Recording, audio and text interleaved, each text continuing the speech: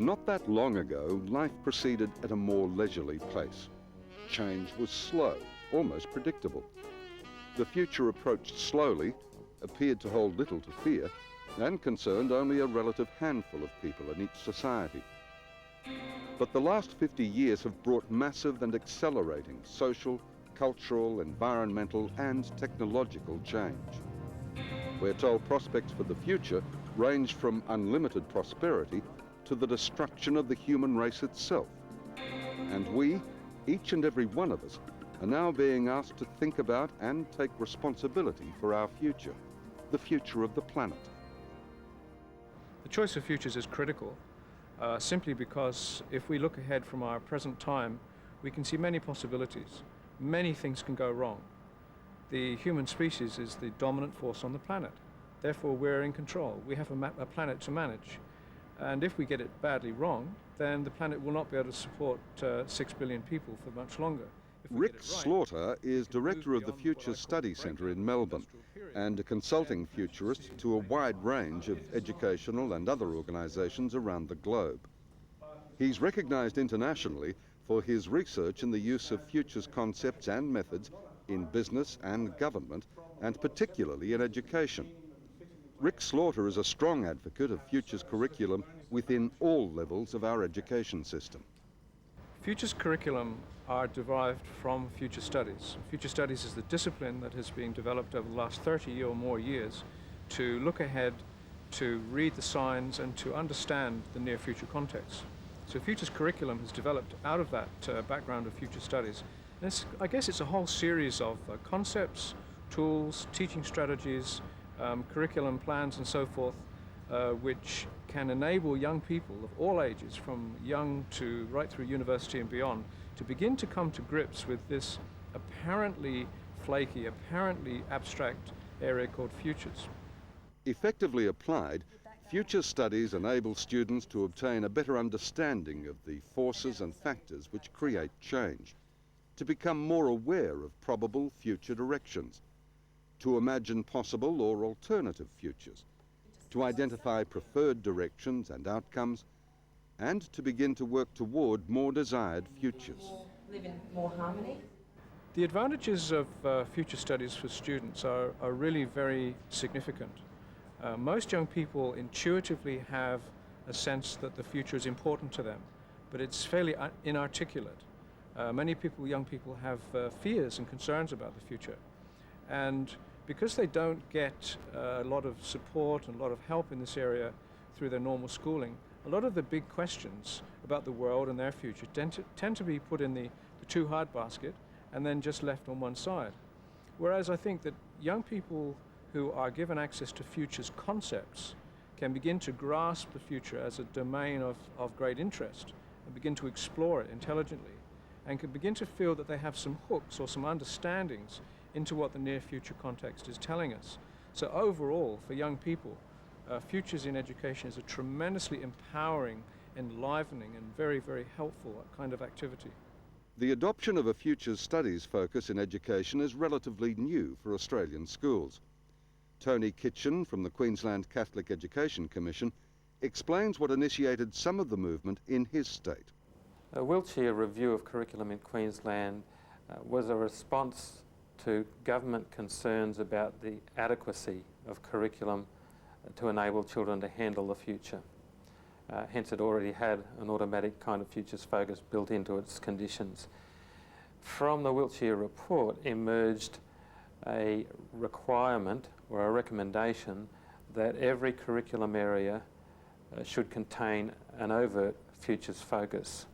Since the wheelchair review, the emergence of the Queensland School Curriculum Council has seen an emphasis, a mandate to put a futures focus into every curriculum development area from years 1 through to 10. The background of futures education in our own sector has largely to do with an interesting project called Educating Globally, something which emerged in the late 1980s.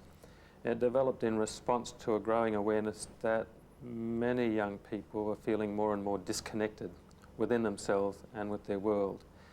And we designed a participative curriculum project in which students, teachers and others could explore possibilities for connecting their learnings. Over the last 2 years, trial projects and study programs have shown the relevance of future studies in curriculum areas extending beyond the target years identified by the Queensland School Curriculum Council. Kathleen Rundle, an independent education consultant, has been a key figure in driving the Futures movement in early childhood and upper secondary areas. Well, in the early childhood field, in the curriculum experiment that we're doing at the moment, an activity that they have done very successfully has been designing a place to live on a planet, a little planet somewhere in the Milky Way.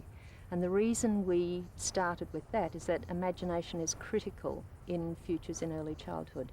And so they explored a range of options of what houses might look like and what were the sort of features that they would need for the different atmospheric conditions and the different conditions of a new planet. Another example that went extremely well, some parents did this and then some teachers followed up because it had been so successful with parents, was that they looked around their house and they said, okay, if there's anything that you would like to change in this house, what is it and how would you change it? And so sometimes what they would do, they would paint it, sometimes they would draw it, sometimes they would do collages, sometimes they would cut out and make models of things. And so in both of these processes actually there was very much hands-on creative activity, but the emphasis for us was to draw upon the imagination capacity, the imaginal capacity. And so it really is focusing on imagination in early childhood and the ability to be able to create alternative pictures in your head. The response was obviously different according to individual kids, but in general the students loved the creative ideas. They loved it because it was different. They found it difficult to create ideas about things that they didn't know anything about. They were not able to go too far from the known world and the way things look around them. That's one thing we learned, and in fact that's the importance of why we're doing what we're doing. In the primary school, a great entry into futures is in the work that schools are already doing around the environment, around equity, because they already have these infused perspectives across the curriculum, and the notion is then to introduce a futures perspective into the environment, a futures perspective into social justice, a future perspective into, say, population studies that they might be doing. And that would be a way to build on what they're already doing very, very well and that they already have the resources for. Probably the most important reason why I would do that at that stage is to extend the skills, and there are very specific levels of skills in futures. And the other reason is that I believe it's at that stage where they care most for the world in the terms of they're naive enough to be willing to save all sorts of things, and they're also open enough to be able to teach them a lot of skills to empower them, to enable them to do it through action learning processes. To me, the most well-developed and interesting part of Futures in Queensland at the moment is the senior secondary trial syllabus in Futures. It's a fully accredited course undergoing the trial pilot process at the moment. It has been trialled for 2 years with years 11 and 12, and it's now in the process of being rewritten on the basis of those 2 years. So it now enters into the 2-year pilot process, and it will be on the basis of this process which will decide whether it becomes a subject available for all schools in Queensland. The year 11 and 12 syllabus is structured on the basis of 4 discrete semester units. The first unit is all about futures, futures techniques, futures tools, futurists, the language that is used in futures. The second semester is based on social innovation empowerment, so that the young people can understand how you actually go about change. The third semester is all about the state of the planet. So really they're doing the research to find out where the world is at the moment.